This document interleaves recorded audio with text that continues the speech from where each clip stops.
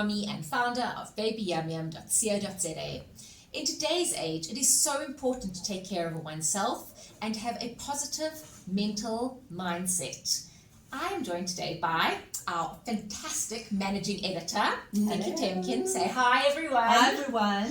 And Nikki and I will be chatting about women's wellness and particularly mental wellness. Why have I brought on Nikki? Not just because she's so clued up in everything, fabulous because she is the managing editor, but also because she has a side hustle as well, where she really talks to people and gets down and interacts with them on mental wellness. So firstly, tell us a little bit about what you do from a mental wellness point of view, Nikki. So I'm a qualified wellness coach. So when we talk about wellness, what do we mean? We mean mental, physical, and emotional wellness, and that's what I do. I help people, specifically women. That's actually the major part of my clients are women. Feel better, live optimally, look after themselves, and help them make positive changes in their life and to their lifestyle. So that is also what I do. And Nikki, why women in particular? Are you finding that us as women, we're more susceptible to mental wellness issues? Or is it because we need more support in our society? Why do you find that you relate to I think that's a great women question. wellness? That's a great question. And as a woman myself, and as a mommy myself of 2 girls, I found that women tend to neglect themselves. And I found this in my own life as well. Absolutely. And that really made me become very interested in why we do this. And I think part of that is that girls are conditioned from a really young age to look after everybody else. And they're conditioned to be quiet and polite and make sure that everyone else is happy and okay. And inside they're dying inside because they're not looking after themselves. And unfortunately that is where we are in today's situation, where we're having so many issues of teen suicide and people trying to discover and find themselves. And I also just think that, yes, it is something that's been inbred into us since we're younger, about, being the doer in the family, the nurturer, 100%, don't say this, don't cry, don't do this. And there's so many stigmas, like so many boxes that we put into from a young age. How, from a positive parenting approach, can we readjust that and teach our children, our girls in particular, how to be stronger and how to be more self-aware of what they're doing? It's so interesting because I was actually reading a book about this over the last few days. And in the book, the guy who wrote it, his name's Gabor Mate. He's a brilliant author and writer and psychologist. And he was saying that that women carry the emotional burden of the family. Absolutely. And that is why he, in his practice, is seeing so many women who are depressed and struggling with anxiety, and some of them self-medicating through alcohol and prescription drugs and whatever it is. And it is because of this larger issue. And how do we raise our girls to look after themselves as much, if not more, as they do worry about other people in their lives? And I think that is about role modeling. Very, very much so. Very much so. But you've got to decide at what generation is it going to start, because if you never had the role model to follow, how are you going to then be the role model for your kids and change the cycle of how you've been taught and how you've been raised? You have to decide that you are going to be the person that changes the cycle of generational trauma. And you're going to have to heal yourself in order to do that. And that's not always easy. And let me just say, we're going into Breast Cancer Awareness Month, and if you believe, like I do, as a functional wellness coach and as a person who's interested in the emotional root causes of a lot of illnesses, you may also see that some breast cancer is said to be related to repressing negative emotions, self-sacrifice, looking after everybody else before yourself. And I think that the high prevalence that we're seeing of breast cancer is related to a lot of those issues, specifically the submergence of anger, particularly. Very much so.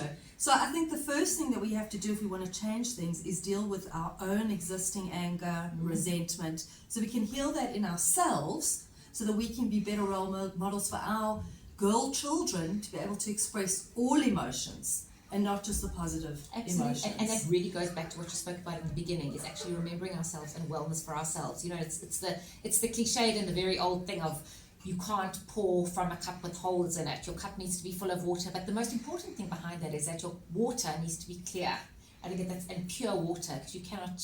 It's pointless having a cup that's full of dirty water. It needs to be clear and pure. And how do you do that? Really by looking after yourself and making time out for yourself. But then what goes with that is all this guilt that moms often have is, oh my gosh, I'm not doing enough for my kids, I am doing enough, I'm not doing this, blah, blah, blah. And then you just don't have time for yourself. And when you do have time for yourself, or you go for a massage, or even your nails, or even just something functionally that you need to have done, you feel so guilty about it. Why? It's crazy. It's crazy, and I think that guilt also comes from conditioning. And I'll share a personal anecdote about myself.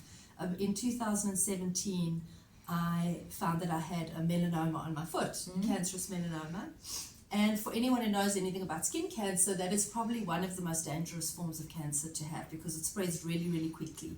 So basically, if you go from stage 0 to stage 1 means it's already in your blood vessels. Sure. Because the skin is so thin, that type of cancer spreads very easily. So I got a huge, massive shock. I had it removed and I was absolutely fine. I had plastic surgery on my foot and they removed the cancer.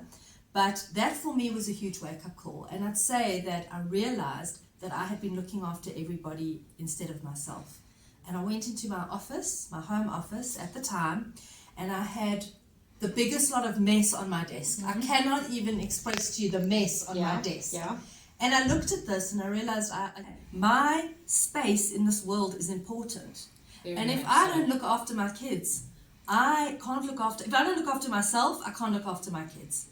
And that melanoma was a real wake-up call for me. You know, and also just looking at that from an antidote point of view, I mean, like metaphysically, it's kind of like saying your body and the universe saying to you, put your own foot forward, like into your future, as opposed to everyone else's, if you want to look at it on a very high level sort of... Metaphorically, your feet are about moving forward, and it's about direction and about support. So what is the support that you are giving to yourself? How are you showing up for yourself in this world as a woman? Because if your girls, or your kids, even your boy children, are looking at you and saying, mom's always repressing her own needs, mom's always tired, dad doesn't help much, mom's always doing everything, she's often sad, she's irritated, she doesn't seem happy.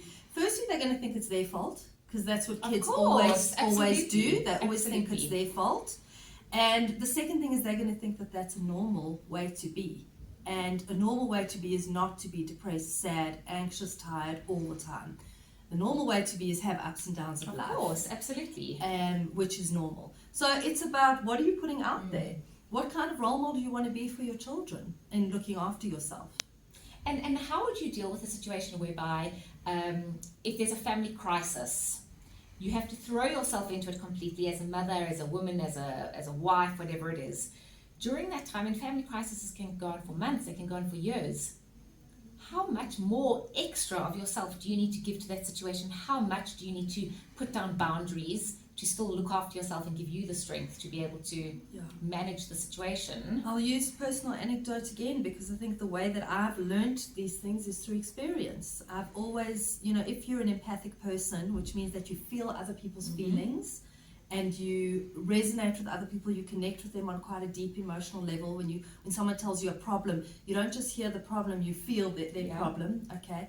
You have to be able to put boundaries down. And many women are empaths. Women are raised to care about other people's feelings. Men, not so much, which is a big pity, and hopefully things are changing. But women are raised to feel other people's feelings. So we find that we take on the burdens of the whole world. Absolutely. And you have to be able to put boundaries in place. And I know that's really difficult. But if you don't, you will completely deplete yourself and get exhausted emotionally and physically. And then you are no use to anybody. Of course, absolutely. So another personal anecdote, my sister had breast cancer 2 years ago. And I had to almost put my own life on hold to help her through it and hold the space for her during that time. And that was exhausting and it was difficult, but that had to be done. But that was my sister. I wouldn't probably have done it just for anybody. Of course, absolutely. And I still had to, at certain points, say, I have to go home now and replenish myself, because otherwise I'm no good to her. I'm no use to her. If I'm exhausted and I'm feeling depressed and worried and scared, how am I helping her? Correct. How am I going to uplift her? How am I going to reassure her? How am I going to give her all this positive energy that she needs? But I think also it's important to show that your kids, that you have that compassion to look after someone else, but it's so important to show your kids that you are able still to be the glue and in a positive way continue running your family, because your family's not going to stop just because you having crises on the one side of your family. Listen, my family did feel a bit neglected during that time. Of course. But I kept on having to explain to them. And reassure them and say, I'm still here for you, but I'm not myself. I'm going to be, sad at this time. I'm going to be worried, and I'm sorry, but you need to just understand. And your kids also build resilience that way, because there's, you're still there for them, but maybe you can't be there in the same way. That's okay. Your kids will be okay. And Nikki, tell me, so some other ways to build resilience and mental strength. Yeah.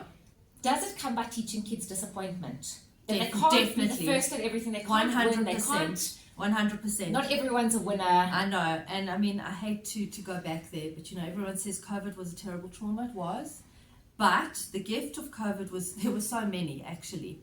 One of the gifts was kids realizing that things don't always work out.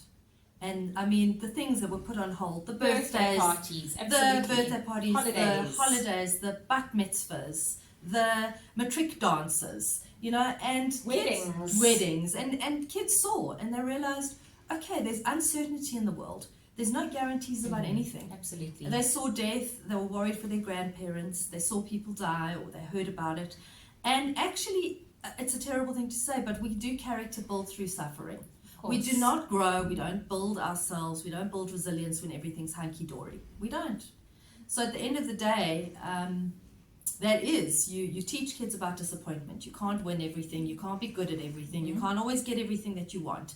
And you're setting them up for a life where they know that. And that is much healthier than a kid who's protected from all the pain in the world and all the disappointment. Absolutely, and then they can't deal with the real world. 100%. Exactly. Absolutely. And what about exercise and having something of your own personal thing, whether it's scrapbooking, whether it's exercise, whether it's I can't express the importance of that. Attach yourself to. I think that literally I started playing tennis last year again after 35 years of not playing tennis. Wow. And it has changed my life. It makes me feel strong, it makes me feel capable, it makes me feel happy. And I know it sounds so ridiculous, but if you find that one thing that puts you in your flow zone, you must do that thing as often as you possibly can. Absolutely. And I often say it's about finding what makes your soul sing. Whether it's go back to the things that you love, go and really find yourselves. Whether it's painting, whether it is whatever it is, go and find it and find something that you absolutely love. Exactly. And I think the takeaway message today, Nikki, is really that every woman has the ability to be in control and to be the master of their destination, and that you need to put yourself first before everyone else at the end of the day. And as we always say, when you get in an aeroplane, the air hostess says, in case of emergency, put the oxygen mask on yourself and then help people around you. And that really is what we need to do as women, and as mothers and as wives, I suppose, in this sort of situation. Yeah, and I think that I'd like the takeaway also to say, being a mother and being a parent, being a wife, those are one part of your identity. But you are this multifaceted, whole person with all of these other parts to your life.